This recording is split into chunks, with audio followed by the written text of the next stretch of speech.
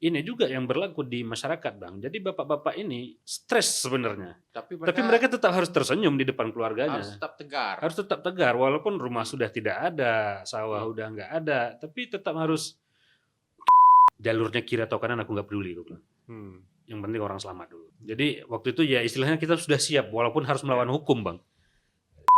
6,5 miliar kalau nggak salah untuk gaji relawan. Ya, karena kita juga ada SK. Ya. Teman-teman mulai mempertanyakan, Ya. Bang kita nggak ambil gajinya itu, Bang. Mah, Jadi hujan, bantuan-bantuan. angin dan semuanya ke situ Iya, itu. iya Bang. Nyamuk. Lantainya gimana lantai? Lantai ya tanah. Cuma matras nggak ada selimut, kemudian pada akhirnya ada. Itu anak-anak usianya berapa itu Di anaknya? Nah, selama 3 bulan lebih nih, Iya Bang. itu tantangan terbesar yang dihadapi sukarelawan itu apa? Dan apa yang masih sangat perlu ditangani oleh pemerintah? Eits, subscribe dulu. Masih jalan terus ini sampai sekarang ya, Posko Rakyatnya. Posko Rakyat masih, jadi kita tidak akan berhenti sebelum memang permasalahan soal kemanusiaan di kampung-kampung itu selesai gitu Bang. Wah, itu panjang itu. Iya, jadi sepanjang kita dibutuhkan, sepanjang itu Ya. mungkin kita ada, tapi memang ya harapannya seperti itu. Oke. Dalam perjalanan apakah nanti ada terkendala dan lain-lain, kita niatnya sampai selesai sih Bang. Ya. Nah, ini sedikit untuk kita ketahui ya, itu Posko Rakyat itu berdiri pertama sekali bagaimana ceritanya? Dan Iya, sejak kapan? Ini kan kita udah bencana ini udah berapa lama ini ya? Kayak udah 100 hampir Bang. 100 Ya, hari hampir 3 lebih bulan ya, kan. hampir 3 bulan ya. Karena Dan berdiri pertama sekali bulan 12. iya, bulan 12. Bukan, bahkan bulan 11 Bang. Oh ya?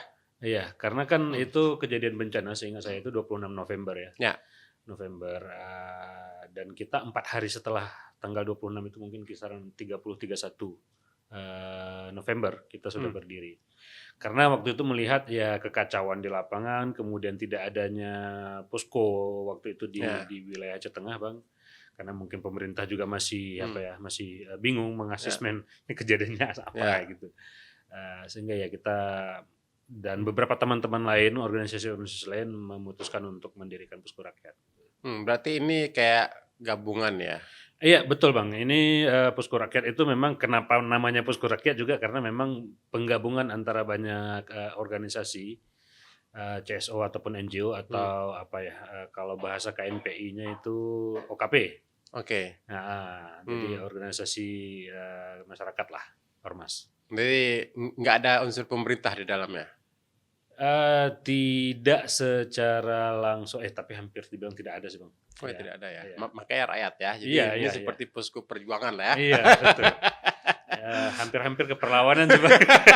Hampir-hampir ke perlawanan itu menarik itu. Iya. Dan sampai sekarang di Aceh Tengah itu ada berapa posko sih sebenarnya? Yang saya ketahui itu mungkin ada 10 lebih Bang. Oh ya, 10 lebih. Ada 10 lebih, tapi itu setelah kita mungkin ini overklaim tapi itu bisa dibuktikan kalau memang ada pernyataan sebaliknya ya mungkin boleh dikomen ya kawan-kawan ya. Kita posko pertama di Aceh Tengah. Di Aceh Tengah. Di Aceh Tengah. Dan kemudian banyak mengikut posko-posko Iya, yang kemudian lain karena beberapa posko-posko lain juga pecahan dari posko-posko rakyat juga gitu yang pada akhirnya kita supply juga dan kita saling berkoordinasi juga gitu. Oke, nah ini menarik nih tentang posko-posko ya. Waktu saya ke Aceh Tengah, itu ada katanya yang relawan ber-SK. Nah, itu gimana itu? Itu kan ini posko yang ada itu kan posko non pemerintah ya, meskipun 10 dan sebagainya. Tapi kemudian ada SK. Jadi kemudian orang pikir, wah asik tuh relawan ada gajinya gitu. Itu di lapangan faktanya gimana? Iya, ini memang kita belum pernah cerita di mana-mana sih, ini pertama sekali kita ceritakan di sini. Iya, saya juga ditanyakan ketika waktu itu SK keluar, ditanyakan, Bang kita ngambil gajinya kemana? Oh ya. Tapi bukan begitu Bang Arfi, karena awalnya kenapa SK itu kita yang minta dari Posko Rakyat. Kasusnya Posko Rakyat itu kita yang minta SK. Tujuannya adalah kita mau buka rekening donasi waktu itu. Oke. Nah, jadi untuk membuka rekening donasi perlu ada beberapa persyaratan lah. Ya. yang seharusnya dia ada legal formal ataupun legal standing seperti lembaga tertentu gitu. Nah, karena memang ini dadakan, namun sifatnya juga darurat, akhirnya pihak bank bilang paling tidak ada SK dari pemerintah gitu. Nah, dia tidak bilang itu bupati, caleg BPBD atau siapa atau Dinsos atau apa gitu, itu mereka nggak bilang. Yang penting pemerintah gitu ada jaminannya. Ya akhirnya kita minta ke Pak Bupati langsung waktu itu, dan akhirnya Pak Bupati mengiyakan dan meng-SK-kan beberapa itu beberapa apa maksudnya? Beberapa posko. Oke. Beberapa posko di luar selain posko rakyat gitu. Ya. Nah, ada 8 kalau tidak salah saya ingat gitu Bang. Dan ya kita yang mungkin bukan pertama juga yang mengajukan, tapi ya kita termasuk di awal-awal gitu mengajukan SK ini. Dan tujuannya itu tadi aja Bang. Di luar itu nggak ada gaji Bang. Oh, jadi itu hanya kebutuhan administrasi untuk benar. rekening. Betul. Dan nggak ada konsekuensi gaji dan sebagainya dari situ. Tidak. Ya paling konsekuensi lainnya adalah kita lebih mudah berurusan dengan pemerintah karena memang khususnya untuk Aceh Tengah dan Banda Meriah waktu itu kan yang paling bermasalah itu adalah akses. Jalan menuju ke Takengon ini tidak bisa masuk, tidak bisa keluar gitu Bang Arfi. Jadi yang punya sumber daya seperti BBM dan juga logistik itu cuma pemerintah. Jadi kita nggak punya pilihan lain selain memang harus bekerja sama dengan pemerintah. Nah, dengan adanya SK itu bisa mempermudah. Dan pemerintah juga lebih mudah untuk mempertanggungjawabkannya gitu. Dan kita tinggal juga ini SK-nya loh gitu ya. Jadi minta minyak. Iya, jadi untuk apa juga SK nih kalau memang itu nggak bisa berfungsi. Jadi biar ada manfaatnya ya. Biar ada manfaatnya. Kecuali gaji ya, itu yang tidak ada. Harapannya sih kalau bisa. Kalau bisa ke depan adalah gaji itu. Semoga ya. Tapi kita kan kerja sukarelawan. Iya, benar. Nah, itu di hari keempat kemudian poskonya berdiri. Dan waktu itu kan sama kayak di Banda Aceh, kita waktu itu di Banda Aceh kita masih gelap gulita. Nggak ada kabar apapun di daerah. Kemudian di daerah pasti gitu juga kan. Di Takengon pasti nggak ada kabar tentang Linge, nggak ada kabar tentang yang lain. Nah, itu keadaan waktu itu bagaimana itu? Dan bagaimana posko menanggapi peristiwa itu? Ya, hari pertama kejadian masih belum apa-apa, orang masih happy, karena memang internet dan listrik waktu itu udah cut off Bang ya, udah down gitu. Jadi tidak bisa mendapatkan informasi apapun gitu.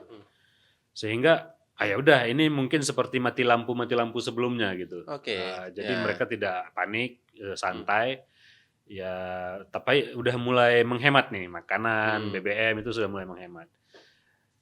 Kemudian masuk ke hari keempat, ketiga itu sudah mulai terlihat karena kita sudah mulai kedatangan orang-orang yang berjalan kaki ini Bang. Dari Serule, dari Rusip, dari Linge. Mereka jalan kaki ke kota untuk mencari informasi apa sebenarnya yang sudah terjadi gitu. Bahkan mereka itu sampai 5 hari jalan kakinya Bang, 5 hari, 2 hari, 3 hari. Nah, sesampainya di kota kita melihat kedatangan mereka ini tidak ada sambutan, misalnya kayak posko yang bisa menjadi pelayanan nih buat mereka ini, si pejalan-pejalan kaki dari kampung ini. Jangankan makan Bang, air minum juga nggak ada gitu waktu itu. Akhirnya melihat ini, ya ini nggak bisa dibiarkan terus-menerus seperti ini. Kemudian Bupati waktu itu menyatakan ketidaksanggupan untuk menangani bencana ini sendirian gitu. Yang saya pahami seperti itu, sehingga ini sudah nggak benar dan kita harus turun tangan gitu. Apapun caranya. Walaupun kita juga sebenarnya masih kebingungan Bang. Apa sebenarnya yang terjadi ini belum tahu. Separah apa belum tahu.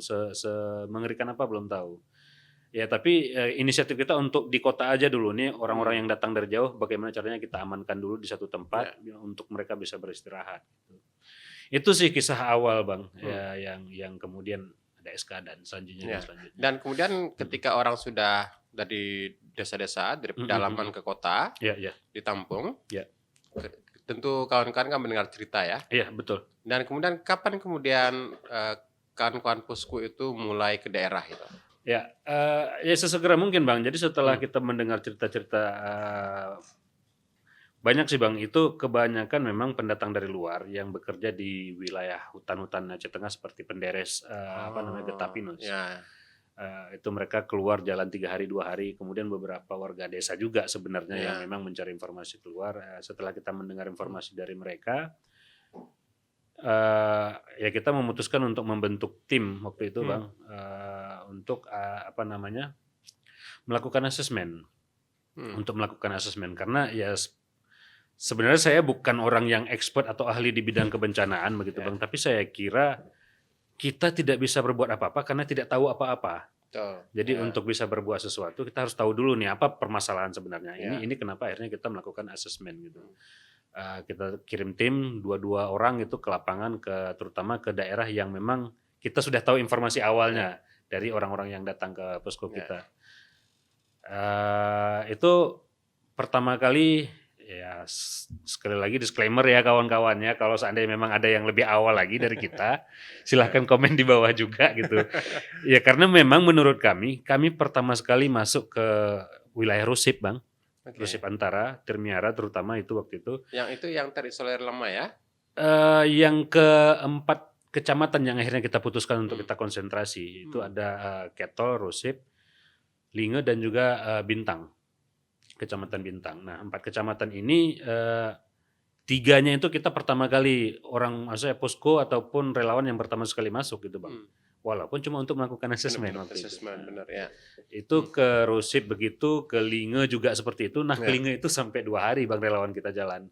Jalan dari mana itu? Dari Bintang atau dari Ishak? Oh dari Ishak, jalur Ishak. Jalur Ishak dan itu bisa naik kendaraan sampai Simpang Kelampang roda 4. Sisanya berjalan kaki. Jalan kaki berapa lama tuh dari Simpang Kelampang ke Wehini Dusun Jamat itu 2 hari Bang. Oh 2 hari. 2 hari. Jadi kita kirim 14 relawan waktu itu. Dan bermalam di tengah hutan itu ya? Iya bermalam. Itu kita kirimkan kelompoknya Kak Erna dari KGPK dan juga beberapa pemuda Blanggele waktu itu Bang. Yang sudah bergabung bersama Posko Rakyat. Oke, ya udah kita supply dengan bantuan dari pemerintah juga. Dandim terutama waktu itu. Mereka ngasih ransum lah untuk di perjalanan. Saya melapor ke Dandim. Pak ini ada anggota kita nih mau ke lapangan Pak. Sekitar 8 orang saya awalnya bilang. Dan mungkin perjalanan sekitar 1 minggu atau 8 hari gitu mereka di sana. Dan Dim Supply akhirnya dengan logistiknya, BBM-nya kita minta ke pemerintah juga gitu Bang untuk mengantarkan juga gitu akhirnya. Nah kalau dengan alat komunikasi gimana? Itu siapa yang supply? Iya tidak ada sih Bang. Jadi memang jadi handphone nggak aktif ya kan? Iya Sinyal betul. Sinyal tidak ada. Tidak ada.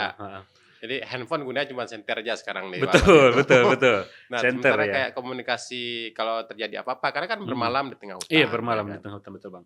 Nah jadi memang saya waktu itu membentuk tim itu seperti kayak di film-film perang waktu itu Bang. Jadi karena suasananya mengerikan ya. Suasananya mengerikan gitu. Jadi ini seperti memang kedaruratannya mungkin kurang lebih sama gitu. Yang saya perkirakan seperti itu karena ini di hutan kita nggak tahu lawannya siapa, kawannya siapa itu kita nggak tahu. Jadi akhirnya saya persiapkan tim yang memang mengerti medis paling tidak, walaupun bukan orang nakes gitu, mengerti medis, kemudian mengerti telekomunikasi, kemudian ada juga ototnya istilahnya gitu Bang, yang orang-orang kuatnya gitu, ada orang beraninya dan juga ada beberapa teknis lah, seperti misalnya ahli mountaineering gitu, kemudian juga ahli dengan panjat-panjat gunung lah ataupun gunung dan juga sungai.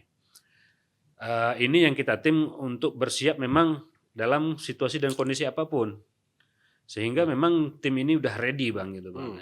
Jadi saya tidak khawatir lagi soal keselamatan mereka gitu. Nah, walaupun kita baru bisa dapat kabar dari mereka ketika mereka pulang. Jadi kita nggak bisa komunikasi jarak jauh memang Bang.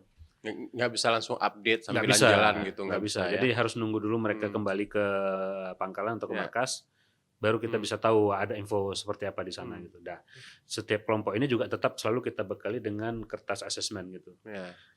Maksudnya mungkin dalam perjalanan mereka menemukan sesuatu yang memang di luar kelaziman gitu, seperti memang longsor ataupun amblas jalan, sungai yang udah berubah alur dan lain-lain, jembatan. Ya itu mereka tuliskan situasi dan kondisinya, dituliskan. Dan menjaga catatannya itu luar biasa itu ya. Waduh Bang, karena ya harus hujan Bang kan. Harus hujan betul, kemudian longsor dan sebagainya. Jadi hati-hati sekali. Ya. Dan waktu itu memang termasuk juga ke Serule. Nah ini yang cerita menarik nih Bang. Waktu ke Serule kita kirim nggak banyak sih Bang. Waktu itu 3 orang, Wedi dan teman-temannya. Sesampainya mereka di Serule sebenarnya. Kalau cerita perjalanannya mungkin ya seru tapi. Nah cuma kelompok itu aja lah ya. Iya, yang tahu mereka dan kita kemarin tuh kolaborasi juga dengan posko kolaborasi namanya Bang, itu di KONI, teman-teman Mapala di sana. Akhirnya berlima lah mereka berjalan gitu, berlima jalan. Nah sampainya ke Serule, masyarakat Serule bilang, alhamdulillah gitu Bang, udah ada orang lain rupanya yang masuk ke kampung kita gitu. Jadi yang saya bayangkan waktu itu adalah, mereka mungkin merasa udah tempat lain tuh udah nggak ada lagi gitu Ini bang, udah karena kiamat bagi mereka itu udah ya. kiamat mungkin bagi mereka, karena Serule ini lumayan tinggi posisinya di Aceh Tengah. Kita bayangkan itu dengan kota, menurut mereka mungkin kalau di Serule aja banjir seperti ini hancur, gimana dengan kota gitu. Betul ya. Pasti tenggelam lebih gitu. tenggelam Itu gitu. kayak orang Takun mikir, wah kalau Aceh Tengah aja Banjir, banjir pesisir apalagi. pesisir apalagi, biru semua Gitu, bakalan ya, hilang gitu. hilang. Seperti Jadi orang itulah. Serule juga begitu mikirnya. Jadi, Iya. Jadi itu mereka apa namanya bang ya? Kita padahal nggak ada bawa logistik waktu itu, nggak. Cuma bawa diri aja memang teman-teman. Memang kita kirimkan untuk melakukan apa namanya asesmen juga. awal ya. Asesmen awal, dan itu ternyata mereka bahagia melihatnya bahwasanya ada orang lain yang masuk di luar warga mereka, yang tentunya mereka sudah tahu gitu bang. Ya. Nah ini menarik ya. Jadi sisi kemanusiaan yang perasaan membutuhkan orang lain itu sangat terasa di situ bang. Eksistensinya itu betul-betul diakui kalau ada orang lain yang hadir lain, gitu benar, ya. Kalau enggak mereka itu bakal kayak sendiri hilang, nanti seperti apa ke depannya. Ya. Jadi itu secara psikologis juga apa ya, membuat mereka akhirnya bersemangat bahwasanya ada kemungkinan dunia ini masih baik-baik saja seperti itu. Ya. Ketika akhirnya mereka dan mungkin itu yang menunjukkan bahwa psikososial itu sangat penting ya dilakukan. Benar. Dan yang sayangnya adalah kita terlalu fokus terhadap anak-anak bang. Bukannya tidak bisa, maksudnya ya kita bagus fokus di anak-anak, tapi jangan lupakan orang tuanya juga bang. Terutama yang laki-laki juga sih. Nah itu gimana? Biasanya kan ini kan kalau masalah bencana itu perempuan nih. Iya betul. Perempuan dan sebagainya. Ini tadi ngomongnya laki-laki. Laki-laki masa di waktu di kala bencana itu gimana nasibnya? Betul bang. Kita juga sadar sebenarnya awalnya ini selain memang warga biasa dan asesmen standar lah, data umum, ya kelompok rentan juga harus kita pikirkan. Itu memang sudah termasuk anak-anak, ibu hamil, wanita. Janda mungkin gitu ya, ibu tunggal, orang tua tunggal, dan disabilitas. Nah tapi yang kita lupa ternyata ya, karena saya juga seorang ayah gitu bang ya, jadi paham betul bagaimana kita harus menyimpan kepedihan, kesedihan kita dalam bekerja sehari-hari mungkin. Biar keluarga nggak perlu tahu bagaimana susah dan capeknya kita, yang penting mereka tahu bagaimana senangnya aja gitu. Ini juga yang berlaku di masyarakat bang. Jadi bapak-bapak ini stres sebenarnya. Tapi mereka tetap harus tersenyum di depan keluarganya. Harus tetap tegar walaupun rumah sudah tidak ada, sawah udah nggak ada, tapi tetap harus kita bisa bertahan gitu. Seolah-olah raut mukanya itu mengatakan ya kita bisa melewati ini gitu bang. Ya, jadi mereka benteng psikologis terakhir. Benteng psikologis terakhir benar. Jadi dan mereka menyimpan itu. Yang waktu kita ke lapangan ini mungkin agak lebih santai karena setelah hampir 2 bulan waktu itu bang, dan kita sudah mulai bisa cair lah dengan masyarakat. Jadi waktu sesi di luar ya membaur aja sebenarnya bang. Ini bukan kita maksudkan untuk sesi melakukan psikososial gitu, enggak. Mau menjadi profesional untuk trauma healing bukan gitu. Ya kita cuman mau menemani masyarakat dan bercerita. Ya akhirnya mereka di situ menumpahkan semua yang selama ini mereka simpan gitu bang. Dan itu bapak-bapak. Kakek-kakek, bapak-bapak. Ya orang-orang muda juga pak. Iya. Orang-orang muda juga yang sebenarnya begini bang. Saya sekarang ini mendengar teriakan aja udah berdebar jantung. Begitu cerita bapak itu waktu itu. Ya kalau memang mungkin abang ada obatnya kayak gitu. Jadi mulai percakapan seperti itulah bang. Sampai akhirnya kemudian kami bang waktu hari itu kejadian, mereka akhirnya tanpa kita tanya sebenarnya gitu bang, meluapkan perasaan ketika kejadian di hari H yang mungkin selama sebulan lebih mereka pendam-pendam. Mereka mau cerita nggak tahu mau cerita ke siapa gitu. Ya secara otomatis gitu bang. Akhirnya mereka cerita waktu itu bang, kami waktu datang air itu kami lihat itu kayak mana air itu bawa kayu besar katanya. Rumah kami waktu itu hanyut, bunyi-bunyinya teriakan orang. Kami lari ke gunung bang, itu semuanya dalam keadaan panik. Jadi sekarang tuh kalau aku dengar teriakan berdebar jantungku bang katanya. Dengan logat kayunya bang ya, berdebar jantungku bang ya katanya. Seperti itu. Jadi dan ini bukan satu orang bang. Kalau mungkin ini kasus satu orang oke lah. Mungkin secara statistik dia mungkin tidak terlalu penting gitu. Tapi banyak. hampir ke semua orang yang kita cerita, bahkan waktu itu ya kita cerita secara duduk-duduk rame-rame, yang lainnya mengiyakan, saya juga seperti itu Bang. Dan mereka tidak saling cerita itu. Nggak saling cerita, ketika ada kita baru gitu akhirnya. jadi, karena gini Bang, mungkin ya apa aku cerita sama dia juga mengalami hal yang sama dia gitu. juga sama, ya. Jadi kan iya ya, maksudnya kayak lucu juga kalau kita saling cerita kemarin waktu perihal yang udah terjadi yang kita alami sama-sama gitu. Paling kan kemudian dia aja, alah baru segitu, aku juga di situ gitu. Paling kelihatan gitu kan. Iya, gitu. akhirnya kan seperti itu Bang, tidak menyelesaikan persoalan. Jadi cenderung ngebully gitu kalau cerita sama penyintas ya. Betul. Nah akhirnya itu yang saya sadari, ternyata nggak harus bawa bantuan sih Bang, nggak harus kita bawa logistik, bawa apa. Dengan mau mendengarkan mereka bercerita saja, itu sudah menjadi bantuan luar biasa. Karena ya walaupun kita berusaha sih dengan beberapa program, termasuk waktu itu kita juga dengan kawan-kawan Festival Panen Kopi yang sebelumnya digagal karena bencana, akhirnya kan kita gantikan menjadi kegiatan psikososial. Dan itu ada kegiatan-kegiatan kebudayaan kesenian lah yang kita bawa ke sana waktu itu. Dan mereka awalnya kita khawatir juga. Ini mungkin nggak sih kalau kita bikin kegiatan itu ada acara-acara musiknya, ada acara drama-dramanya seperti itu. Apalagi ini bencana. Apalagi ini bencana gitu, dan kita dianggap mungkin hura-hura dan lain-lain.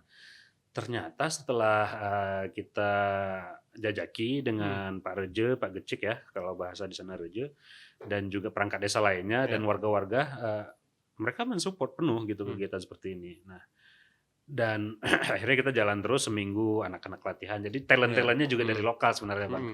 Ini yang luar biasanya karena mereka korban, mereka juga yang menjadi talent. Nah serunya di sini adalah mereka bisa mengungkapkan apa yang selama ini terpendam soal bencana ini gitu Bang, melalui karya. Dengan drama, dengan didong, dengan syair-syair seperti itu Bang. Mereka ceritakan semua di syair didong. Itu ada tertulis nggak syair-syairnya itu? Belum tertulis tapi terrecord. Ada terrecord, ada terekam mungkin sama tim Festival Panen Kopi mungkin ada terrecord. Dan warga terhibur. Warga terhibur dan warga sangat senang Bang waktu itu Bang, sangat senang sehingga waduh deh, kami syukur kalian ada bikin kegiatan kayak gini. Kami ini jadi lebih udah lupa kejadian-kejadian kemarin katanya. Jadi lebih tenang kami pun. Tapi kan ini senang kami kalian rame-rame ada di sini katanya. Terus kayak mana kalau kalian pulang besok katanya.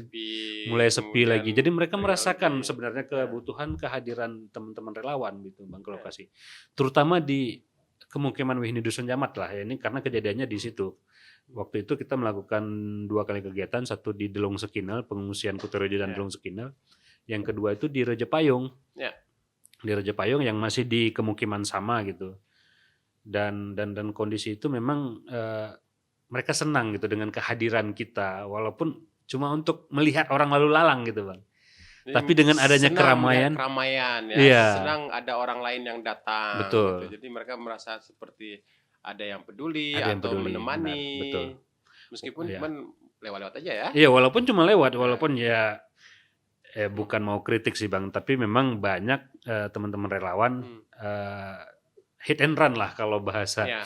Jadi datang bawa bantuan, foto, pulang gitu. Alhamdulillah kita bersyukur banyak teman-teman yang masih peduli, peduli. Ya, tapi itu tidak menyelesaikan persoalan. Kalau bisa duduklah sama masyarakat. Dengar cerita mereka. Nggak usah harus mengorek cerita sih memang. Tapi berbaur aja seperti masyarakat lainnya, menjadi masyarakat juga di situ. Itu lebih membantu gitu. Itu lebih membantu karena akhirnya mental mereka terbangun, karena banyak yang kita tanya waktu itu mereka udah nggak berani ke kebun Bang. Takut ya? Takut ke kebun. Ketika ke kebun yang ada dalam bayangan ada ketika mereka lari dari air banjir itu. Dan itu pemulihan, kalau psikologis mereka begitu terganggu, berarti ke pemulihan aspek lain kan sangat panjang itu prosesnya. Begitulah Bang. Ekonomi nggak mungkin. Pasti. Ya, itu akan menghambat banyak hal sebenarnya gitu, termasuk ya itu tadi pemulihan ekonomi. Kemudian bagaimana mereka bangkit.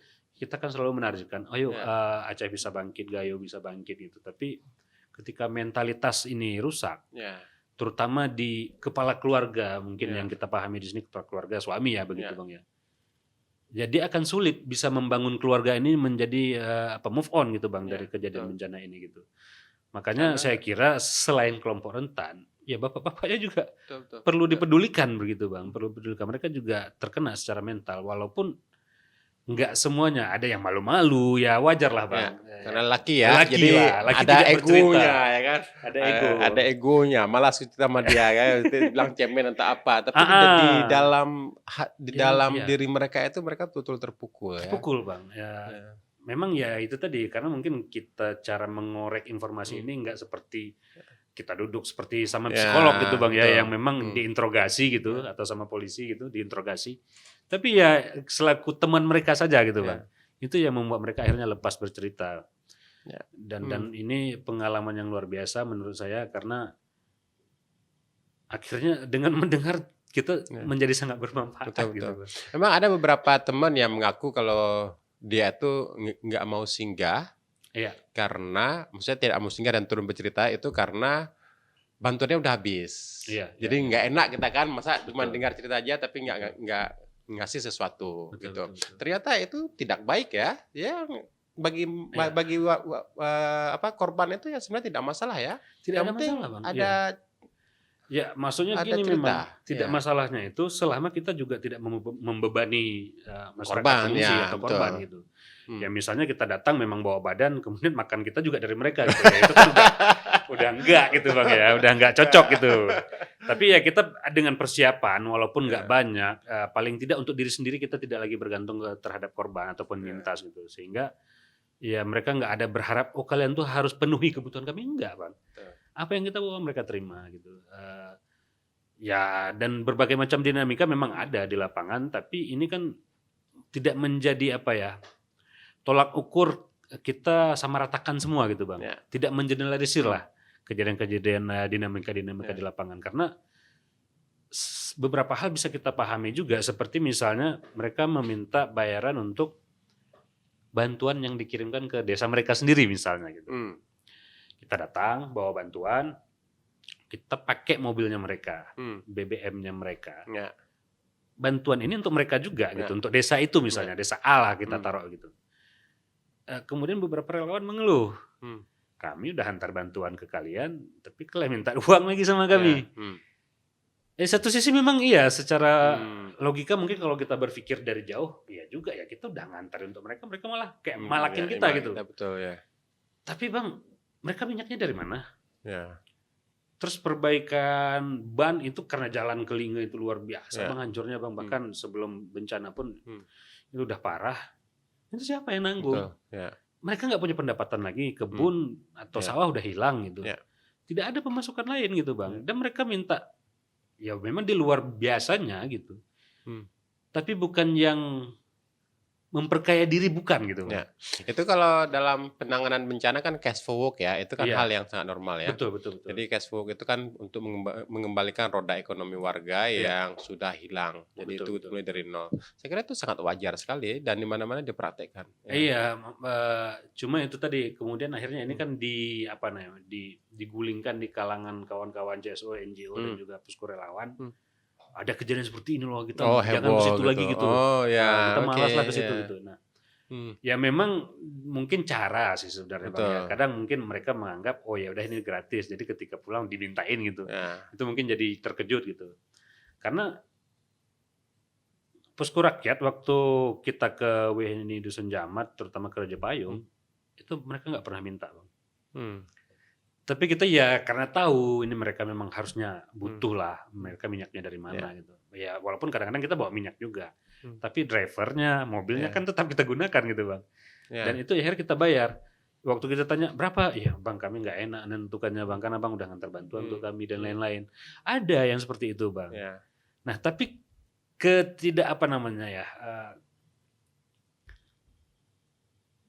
apa sebutnya tanya Bang, kalau misalnya kita mudah tersentuh gitu.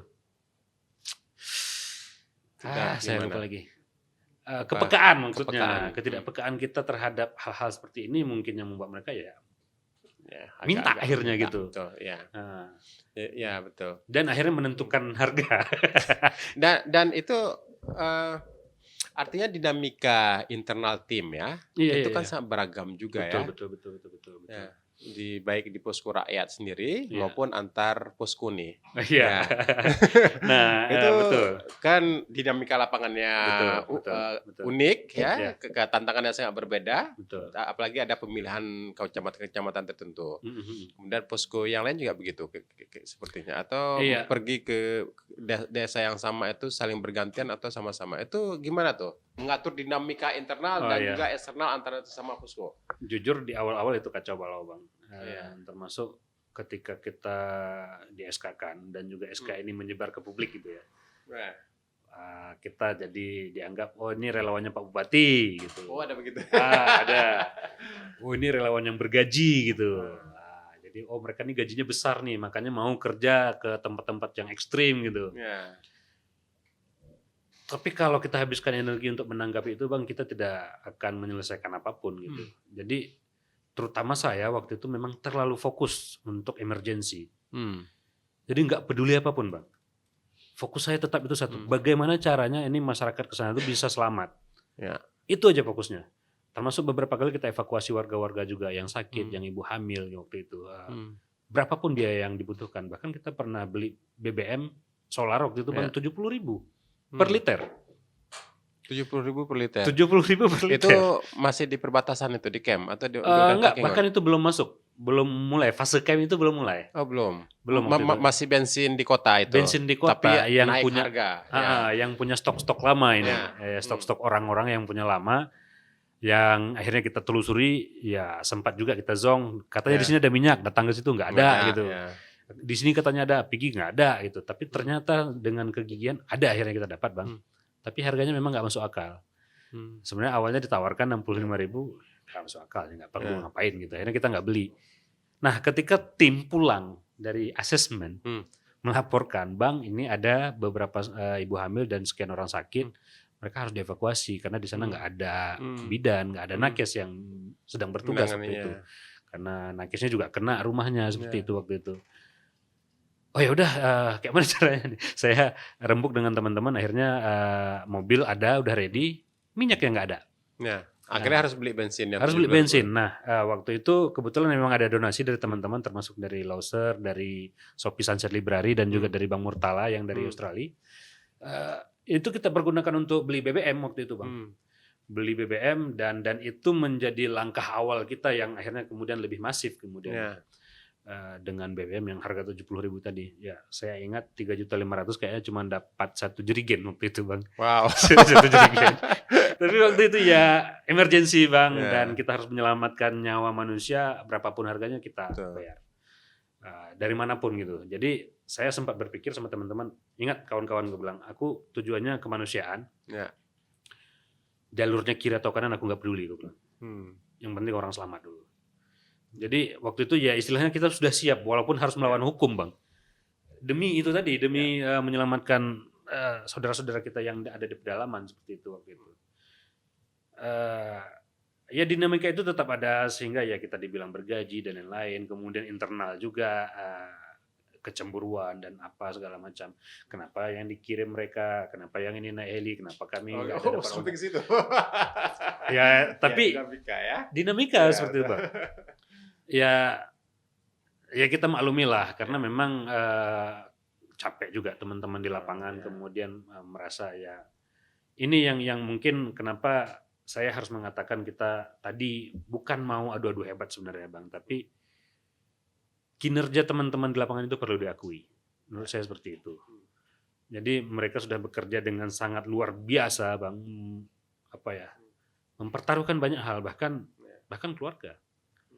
Beberapa anggota posko bahkan harus mempertaruhkan keluarga seperti itu karena terlalu fokus di lapangan dan lain-lain. Pekerjaan sukarela tanpa digaji. Tanpa digaji. Nah ini sudah 3 bulan ini, ya kan? Dan kerja sukarelawan 3 bulan itu kan sepertinya tanpa apapun ya, tanpa pemasukan apapun, itu kan sangat luar biasa sekali. Kira-kira ada nggak perhatian dari pihak pemerintah lah di sini misalnya, karena mereka kan terbantu sekali ya kerja-kerja kawan-kawan itu. Betul. Ya ini selain urusan SK nih ya, ya minimal kalian udah 3 bulan nih, ambillah beras kalian itu 200 kilo ke sana untuk Lebaran misalnya. Iya, jadi sebelum memang kita bagikan untuk para relawan untuk dibawa pulang ke rumah, ya untuk di posko saja saya sempat berantem dulu Bang.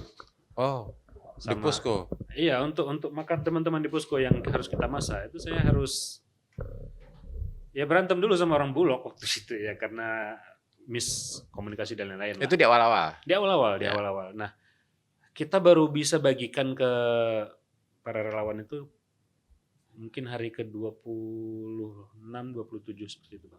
Pasca bencana. Pasca bencana baru Ya, dapat. baru kita bagikan ke teman-teman relawan gitu. Karena sebelumnya kita fokusnya ke emergency. Ya. Nah, dan itu kita bagikan bertahap. Ya nggak banyak Bang. Ya, paling dapat 5 kilo beras, minyak dan sarden seperti itu. Nah, makanya waktu mencuat isu 6,5 miliar kalau nggak salah untuk gaji relawan. Ya, karena kita juga ada SK, teman-teman mulai mempertanyakan, Bang kita nggak ambil gajinya itu Bang. Yang kemudian saya juga tanyakan, ya ini kok bisa ada, artinya gini Bang, dengan lelahnya dan capeknya teman-teman, dan kemudian ada pihak-pihak yang ternyata digaji untuk menjadi relawan begitu Bang, itu menyakiti hati teman-teman relawan yang selama ini bekerja ikhlas gitu. Apalagi kemarin ada ASN kan yang sebenarnya sih mau ke situ Bang, cuman saya nggak ngomong sih.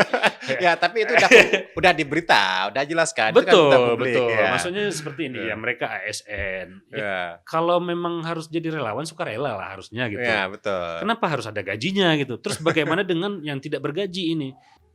Ya, ada pengurangan jumlah nggak dampak dari situ? Udah nggak mau lagi lah ikut posko rakyat atau posko yang lain gitu? Bukan, kalau pengurangan jumlah itu lebih ke karena memang itu tadi Bang, ya mereka kan harus punya keluarga, punya apa segala macam. Baru bekerja lagi. Jadi harus masuk bekerja lagi seperti itu dan mengajar dan lain-lain lah gitu.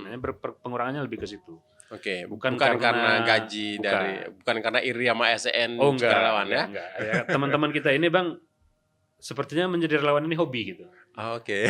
Jadi itu juga obat bagi mereka gitu Bang. Ya, jadi ada kepuasan. Ada kepuasan batiniah di situ. Jadi kalau orang bilang haus minum, lapar makan, ya kalau jiwanya yang lapar, ya itu obatnya itu adalah dengan membantu orang lain seperti itu. Nah, selama 3 bulan lebih ini, Bang. Itu tantangan terbesar yang dihadapi sukarelawan itu apa? Dan apa yang masih sangat perlu ditangani oleh pemerintah? Air bersih sih Bang dan dana sih memang. Jadi memang mau nggak mau kita akhirnya berbicara uang juga pada akhirnya gitu Bang. Karena untuk air bersih itu biayanya nggak murah. Apapun itu, baik itu sumur bor, kemudian filtrasi, pipanisasi, semuanya membutuhkan biaya yang lumayan besar dan kita Nah, ini kalau air bersih itu yang masih membutuhkan di desa mana saja? Banyak Bang. Kemarin itu ada yang mengirimkan tuh dari Rawe, kemudian ada dari Serule sama Tupayung. Jamur Konyol itu minta tandon, kemudian di Delong, bukan Delong apa namanya, Umang juga masih perlu. Kemarin tuh Bintang Pepara juga ada minta kebutuhannya pipanisasi. Dan beberapa daerah-daerah di Gayo Luas juga sih Bang, melalui teman-teman relawan kita juga yang saling terhubung dengan Gayo Luas dengan Aceh Tengah. Oke, jadi artinya ada lebih dari 20 desa itu yang perlu. Lebih. Dan itu sepengetahuan kita dulu, itu kan daerah-daerah pedalam ini kan sumber airnya air sungai nih. Betul. Dan mereka bersih. Betul. Dan kenapa sekarang perlu air bersih? Karena mereka dulunya nggak pernah mencuat isu itu. Ya karena misalnya di Linge itu kan PDAM nggak masuk Bang ya. Ya. Di sana akhirnya masyarakat itu mengandalkan sungai menjadi sumber air mereka. Di luar sungai juga ada beberapa mata air yang ketika banjir akhirnya itu sudah tertutup karena longsor. Nah ini yang menyebabkan sekarang mereka kekurangan air bersih gitu Bang. Bukan tidak ada air, airnya ada tapi nggak bersih. Sungainya masih ada air. Jadi perlu penyulingan lagi. Iya, akhirnya yang kita butuhkan di sana itu adalah filtrasi air gitu. Nah, kalau memang kita mau melakukan pipanisasi itu bisa, tapi jaraknya sampai 6-7 kilometer. Yang itu juga harus menggunakan pipa HDPE yang lumayan mahal harganya dan itu bisa sampai 6,6 miliar untuk satu desa aja dan untuk pipa aja gitu Bang, belum yang lain-lain gitu. Tapi kalau untuk tadi itu penyaringan tadi itu lebih sederhana sebenarnya, lebih sederhana. Dananya berapa itu kira-kira diperlukan? Kita waktu itu membuat filter sederhana Bang yang ijuk, lapis batu, kemudian lapis dan lain-lainnya itu 7 jutaan karena pakai drum lumayan besar penyaringannya. Nah, tapi kalau pakai kayak tabung sekarang itu pakai apa Iya. tadi itu? RO gitu kandong Bang besar ya. itu RO itu Iya. itu habisnya berapa itu kalau Ya kalau kita per unit? totalkan itu mungkin 35 sampai 40 jutaan Bang. Itu sudah Per komplit unit. dan ready untuk Ready pakai ya? ya Siap ready pakai. to drink malah. Oh ya. Ya ready to drink. Dan waktu itu beberapa sebenarnya ada produk ready to drink, cuma karena mereka tidak melakukan filter awal, karena air itu kan lumpur Bang, banyak lumpur gitu. Jadi mereka harus beberapa kali penyaringan gitu, untuk kemudian bisa dimasukkan ke dalam mesin pengolah minuman yang bisa langsung minum. Karena kalau enggak 2 hari sekali kita harus ganti filternya itu Bang, bahkan sehari sekali gitu. Karena memang lumpur yang kita saring gitu Bang. Ya akhirnya kita lakukan itu tadi, makanya kita bikin dulu filtrasi sederhana atau filter klasik. Lalu hasil dari filter klasik inilah yang kita masukkan ke mesin RO ini tadi Bang. Dan itu yang kemudian akhirnya warga bisa langsung minum. Nah lucunya memang WNI Dusun Jamat jangankan bencana gitu Bang. Sebelum bencana pun mereka nggak pernah melihat yang ada RO di desa mereka gitu. Air penyulingan seperti kita biasa di kota-kota yang kita beli, itu di sana tuh nggak ada. Malah kita diketawain ya, itu apaan itu ya, nggak alami atau apa gitu. Iya. Karena memang itu bukan hal yang apa ya, yang ada di sana waktu itu. Gitu. Terakhir itu ada berita ya, ada bendungan ya. Nah ya. Itu di mana itu? Betul. Bendungan akibat banjir kemarin. Iya. Jadi waktu kita melakukan kegiatan psikososial waktu itu Bang, masyarakat akhirnya bercerita bahwasanya beberapa hari yang lalu ada 2 orang turun penderes dari hutan. Mereka melihat bahwasanya di atas hulu sungainya itu ada bendungan alami yang tercipta gitu Bang. Yang di dalam bendungan itu berupa material kayu dan juga lumpuran gitu. Itu ya yang diakibatkan banjir longsor waktu itu dan kayu-kayu yang dibawa kemudian numpuk dan menutupi air. Ya, menutupi air. Nah, yang masyarakat takutkan adalah kalau tiba-tiba bendungan ini pecah, akan mendatangkan bahaya yang lebih besar daripada sebelumnya gitu. Bisa menghancurkan karena yang awal itu memang sudah menghancurkan buffer zone desa, kayu-kayu dan lain-lain, vegetasi yaitu sudah hancur karena banjir awal. Kalau ini turun lagi itu sudah tidak ada penghalang, akan langsung ke rumah warga, dan itu cerita kampung hilang tuh memang benar-benar hilang 4 desa sekaligus. Itu di desa mana tadi?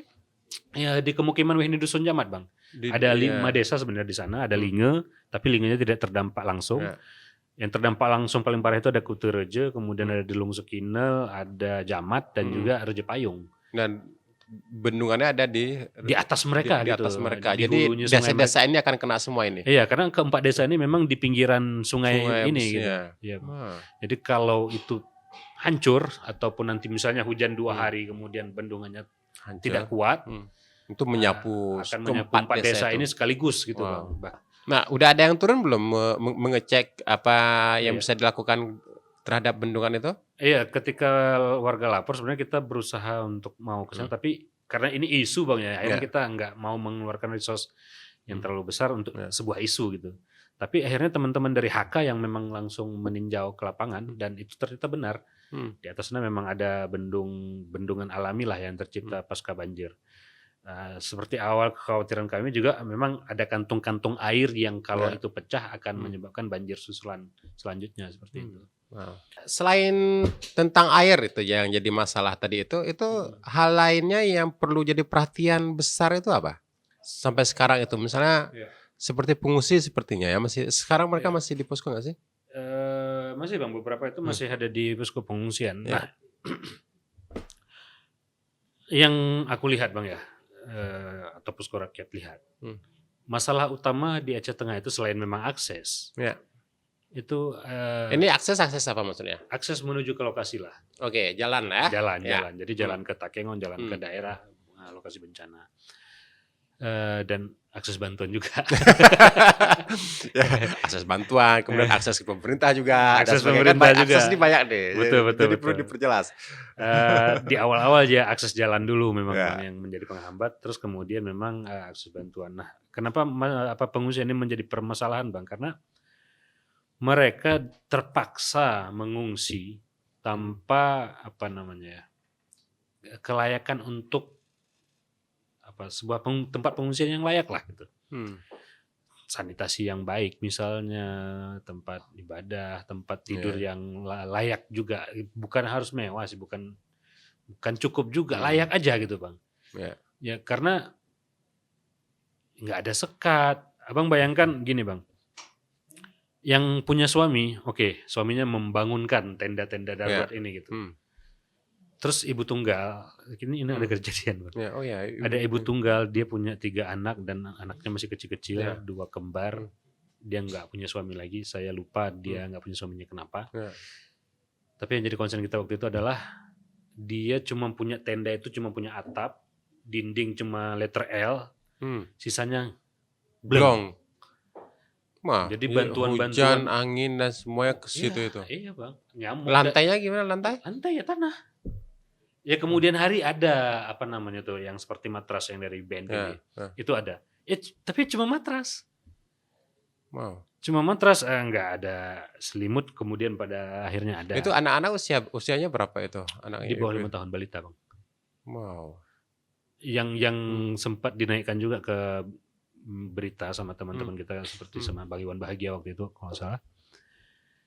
Ya akhirnya teman-teman relawan lah yang melihat ini membangunkan hunian sementara lah gitu, kayak hunian darurat juga untuk si ibu ini. Nah kondisi ini kan satu contoh dari beberapa banyak kasus lainnya Bang. Berapa banyak janda-janda yang memang tidak mampu untuk bikinkan rumah gitu untuk keluarganya gitu. Karena ya ini berkenaan dengan pekerjaan yang berat, angkat kayu, memalu dan lain-lain gitu. Mereka itu terkonsentrasi di satu tempat kan, sekolah atau masjid atau memang ada tenda di sebuah komplek ya? Nah itu juga yang menjadi permasalahan Bang. Memang di pengungsian ini kalau di Wahini Dusun Jamaah itu konsentrasi terbesarnya di Kampung Delung Sekina, di komplek MAS di situ Bang, ada madrasah alias swasta. Nah pengungsi ini kan ada dari Kampung Kuterejo dan Kampung Delung Sekina bercampur. Ngumpul beberapa kampung di situ. Beberapa kampung di situ, dan ini juga ada gap juga pada akhirnya soal bantuan dan lain. Dan ada anak sekolah yang juga harus dipindahkan dari SD 8 yang awalnya di Kuterejo, pindahlah akhirnya ke Mas ini juga.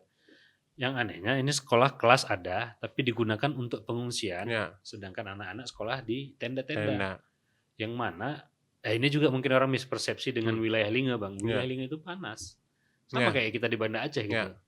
Nah, orang mungkin karena dibilang itu bagian daripada Aceh Tengah, Takengon, jadi mikirnya dingin ya. Nah, jadi sampai kayak kipas angin harusnya mereka butuh, tapi kita nggak bawa. Ngapain bawa kipas angin ke Aceh Atau Tengah gitu ya? Relawan berangkat ke sana bawa jaket tebal gitu. Ya nggak perlu sebenarnya gitu Bang. Dan ini yang terjadi Bang, sampai jam 10 itu mereka udah harus bubar karena panas. Jadi nggak memungkinkan lagi belajar di dalam tenda gitu. Sehingga tidak efektif. Makanya ya lagi-lagi karena waktu itu kita emergency, kita tidak mengindahkan isu-isu seperti misalnya pendidikan 100% udah jalan. Listrik 93% nyala misalnya gitu. Kita udah nggak open sama isu-isu yang seperti itu waktu itu. Konsepnya tetap ke emergency gitu. Itu yang menjadi masalah akhirnya apa Bang, ketika tempat pengungsian tidak layak, mereka mencari rumah-rumah saudara. Baik itu di wilayah masih wilayah kecamatan yang sama atau kecamatan yang berbeda. Karena nggak akan tahan, siapapun nggak akan tahan tinggal di pengungsian yang nggak ada sanitasinya, nggak ada MCK-nya, nggak ada dapur umumnya, bahkan dapur umum tidak ada. Dapur umumnya bukan tidak ada Bang, nggak jelas gitu. Karena bagaimana pembagian masak, logistiknya supply dari mana itu kan nggak ada, karena nggak ada yang namanya kalau posko ada ketua posko gitu. Nah ini kayak pengelola pengungsian tuh nggak ada. Makanya waktu saya kemari ikut beberapa lokakarya, ini pengungsian harus ada yang namanya pengelola pengungsian, nggak ada.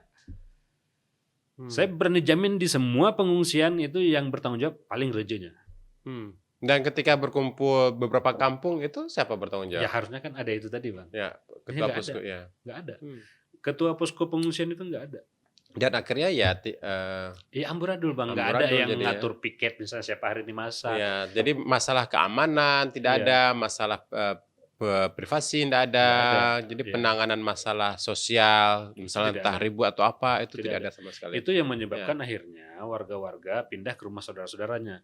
Nah, kepindahan warga-warga ke rumah saudaranya ini menyulitkan kita dalam melakukan pendataan Bang. Jadi ini memang seperti lingkaran setan akhirnya. Ya. Karena satu persoalan ini membuat permasalahan lainnya menjadi lebih rumit. Betul. Ya. Ketika pendataannya tidak baik, ya kita juga terhadap donor. Awalnya misalnya di satu camp pengungsian lain misalnya ada 100 orang. Ya. Nah tiba-tiba waktu kita datang lagi, kan kita asesmennya 100 orang tuh Bang. Ya. Waktu kita bawa 100, ya ternyata mereka udah pindah ke rumah saudaranya. Mungkin masih di dekat-dekat situ. Nah kan nggak mungkin Bang kita ngasih di satu rumah ini cuma untuk yang mengungsi, untuk yang punya rumah gimana gitu. Akhirnya kita harus bawa 200 dan ini menjadi konflik baru akhirnya. Ya. Dan akhirnya pengeluarannya juga meningkat. Pengeluaran meningkat. Hal-hal ini dan kita juga sebagai posko seolah-olah melakukan fraud. Ya. Ya, ini yang mungkin donor-donor juga tidak tahu, walaupun ya beberapa donor mengerti ketika kita jelaskan, Bang, kondisinya seperti ini Bang gitu. Tapi kan beberapa ini fraud nih, mereka langsung diam gitu tanpa klarifikasi dan lain-lain gitu, tanpa melihat bagaimana sebenarnya situasi di lapangan. Ini yang terjadi begitu Bang. Dan kesulitan ini bukan cuma kita dari tim relawan, pemerintah juga kesulitan. Jadi kebutuhannya apa mereka nggak tahu karena mereka nggak di pengungsian. Mereka nah ini menarik, ini pemerintah juga kesulitan, nggak tahu pengungsian. Jadi koordinasi bagaimana nih selama bencana nih? Jadi udah 3 bulan pemerintah itu ngapain aja sih? Ya sebenarnya pengennya nggak ngomongin pemerintah sih Bang, tapi mau nggak mau bagaimana ya? Karena kan mereka ada itu kan untuk serving civil servant lah kalau bahasa Inggrisnya kan, pelayan masyarakat gitu. Ada untuk menjalankan roda kepemerintahan agar society ini berjalan dengan baik gitu. Itu kenapa ada APH, eksekutif, yudikatif dan lain-lain seperti itu. Tapi itu nggak berjalan di waktu ini Bang. Sehingga yang berjalan itu kan kita melihat begini, pemerintah ini punya struktural Bang ya. Ada bupati, ada camat, camat di bawahnya ada kepala desa, bahkan ada kepala dusun, mungkin kepala dusun yang paling kecil. Ujung tombak kepala dusun. Ujung tombak kepala dusun atau ya yang orang anggap kepala gecik lah ataupun reje kalau di Takengon. Inilah ujung tombak terakhir sebagai pendataan dan lain-lain. Tapi Bang bayangkan rejenya juga rumah hancur. Bagaimana dia bisa konsentrasi mengurus masyarakat kalau dia sendiri memang belum teratasi. Bahkan ada kepala sekolah ini di Lutjaya, Rusip Antara, rumahnya hancur. Bagaimana dia mengkonsen dengan sekolahnya gitu. Makanya kata-kata 100% pendidikan dan lain-lain itu menyakiti perasaan masyarakat karena gara-gara itu ya bantuan nggak masuk lagi dan lain-lain lah seperti itu Bang. Nah polemik seperti ini yang memang mungkin menjadi pelajaran yang paling berharga buat kita untuk na'udzubillah min dzalik Bang. Tapi kalau ada bencana lagi harusnya kita udah jauh lebih siap dengan bagaimana mengelola pengungsian dan lain-lain.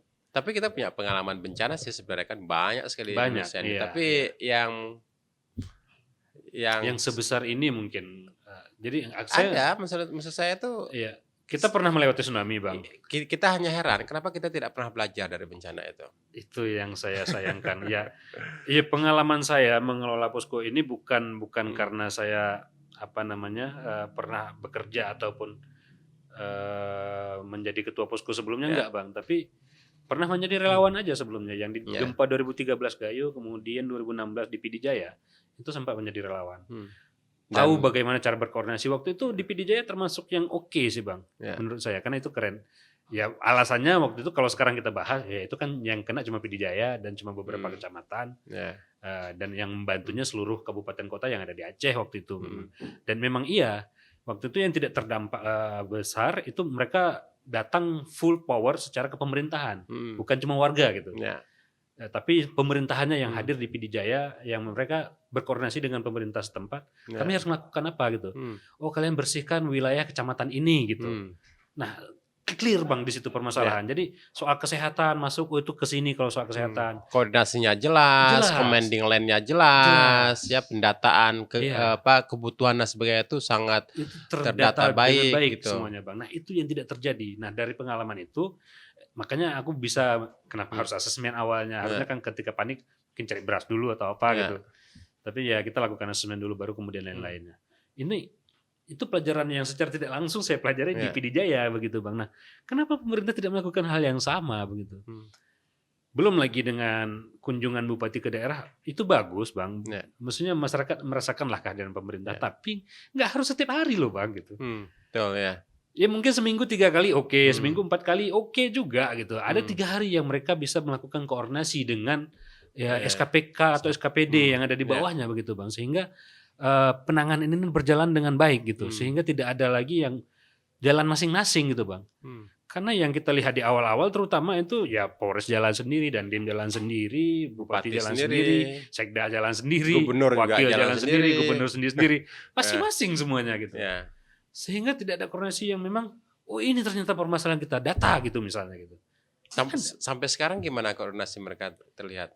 Sampai sekarang mungkin data sudah mulai lebih baik Bang, karena akses sudah ada ya, listrik juga udah mulai hidup, internet juga udah mulai ada pelan-pelan. Tapi koordinasi dengan Itu masih kacau, belum ada misalnya pemerintah itu membangun sebuah sistem waktu itu Bang ya, tapi sekarang ini kalau saya tidak salah dengar itu pemerintah sudah membuat tanggapi. Nah, ini sistem koordinasi. Oke. Ya walaupun telat Bang. Ya boleh lah gitu. Tapi oke, ada gitu. Setelah 3 bulan ya. Setelah 3 bulan, tapi oke. Launching tanggap itu launching udah launching Hari belum ini tuh? sih kalau nggak salah. Hari ini launching ya. Hari ini launching. Mungkin ini kita apa namanya? Kita hari ini itu kan hari Jumat Bang ya. Ya hari ini launching. I mean kalau itu ada dari sebelumnya dan itu aware dari pemerintahannya langsung waktu itu Bang. Mungkin kita nggak akan sepanjang ini dalam masa tanggap darurat. Ya. Mungkin kita sudah lebih recovery lebih cepat gitu Bang. Ya. Dan Karena nggak nyampe 3 bulan nggak ya. nyampe 3 bulan. Dan ini kemudian dan kita sekarang masuki masa transisi ya. Masa transisi. Masa transisi juga nggak jelas berapa bulan ya. Dan kita nggak tahu ngapain di masa transisi ini Bang. Ya karena kan keadaannya kan sama saja. Transisi tidak transisi kan. Ya maksudnya pengungsi tetap di posko mereka. Iya, yang membedakan Huntara belum selesai. Betul, Huntara belum selesai Bang di Aceh Tengah. Makanya kemarin aduh ya kan lagi-lagi ikut rapat Lokakarya dengan beberapa pemerintah lah, Perkim juga termasuk di dalamnya, provinsi. Mereka bahas soal Huntara dan bagaimana pengelolaannya. Ya. Saya bingung, kenapa bingung Pak katanya. Ya Huntaranya belum ada katanya. Gimana gak bingung Bang? Kita disuruh kelola, Huntaranya belum ada gitu. Apa yang mau dikelola? Nggak ada gitu Bang. Itu yang membuat kita kadang-kadang koordinasi antara daerah, pusat, ini bahkan nasional Bang, bahkan dari kementerian, presiden, kemudian provinsi, SKPA-nya, DPRA-nya, begitu juga dengan bupati, SKPD-nya, DPRK-nya gitu. Itu semuanya masih kacau balau, masing-masing cari panggung sendiri-sendiri. Yang jadi korban masyarakat Bang. Kenapa nggak mereka bersatu? Ayo ini kita duduk, kumpul, ini permasalahannya, yuk kita keroyok, ini selesaikan sama-sama gitu. Dan dengan keadaan begini bakal banyak lelaki yang gila ya, stres ya. Kembali kepada tadi itu. Saya nggak bisa begini aja lah Bang. Kita bekerja seumur hidup membangun rumah dan rumah itu tiba-tiba hilang Bang. Itu bukan beban yang ringan. Memuka kebun, lahan kebun dan kebun yang sudah kita rawat beberapa tahun, penghasilan kita selama ini dari situ tiba-tiba nggak bisa diakses, tidak ada sama sekali. Bingung mau ngapain. Dan masalahnya juga penyelesaian ini nggak punya timeline program kan? Roadmap-nya nggak ada Bang. Nggak ada roadmap. Jadi masyarakat tuh nggak tahu kapan mereka akan ada. Ya mungkin bupati atau gubernur menjelaskan lah, BNPB menjelaskan lah, oh nanti akan ada ini, tanggal sekian tuh udah ada. Faktanya di lapangan itu nggak ada. Huntara sudah 100% selesai, saya ketawa bacanya Bang. Saking marahnya saya bukan lagi mengutuk gitu, saya udah ketawa aja bacanya Bang. Masih ada rupanya orang-orang yang seperti ini di Indonesia ini. Itu yang membuat kekecewaan di kita itu semakin besar karena kita tahu betul bagaimana kondisi di lapangan. Harusnya jujur aja Bang, nggak ada masalah kita dengan keterlambatan kalau mereka memang berani jujur aja. Contoh misalnya listrik lah. Kita di lapangan tahu betul bagaimana kerasnya orang-orang PLN ini bekerja. Siang dan malam 24 jam. Karena saya pulang dari Linge kadang-kadang jam 12, jam 2 malam. Ada mereka masih bekerja. Kita apresiasi itu. Tapi nggak perlu bohong-bohong lah, 100% dah nyala gitu. Nggak perlu Bang. Bilang aja lagi dikerjain. Lagi dikerjain, ini udah sampai segini. Ini ya progres itu harusnya yang di-report gitu. Sehingga orang bisa paham dan kalau mereka butuh bantuan, masyarakat mau bantu. Dan alhamdulillah kita mendapatkan cerita itu. Terima kasih banyak Bang Alizar Sabdi. Sama-sama Bang Ngerti. Semoga kerjanya berlanjut lancar tanpa kendala. Ya, semoga masyarakat yang didampingi cepat teratasi masalah-masalah mereka. Amin. Dan semoga Aceh cepat keluar dari permasalahan kebencanaan ini. Meskipun ini bulan puasa ya. Dan warga kita masih di posko. Kemarin masih ada video-video banjir susulan di Aceh Tengah, Banda Meriah, Tamiang. Betul. Ya, semoga pemerintah bekerja dengan baik, cepat. Amin. Dan yang paling penting adalah jujur pada progres. Iya, jujur saja. Jika video ini bermanfaat untuk Anda, silahkan subscribe, like, dan nyalakan loncengnya.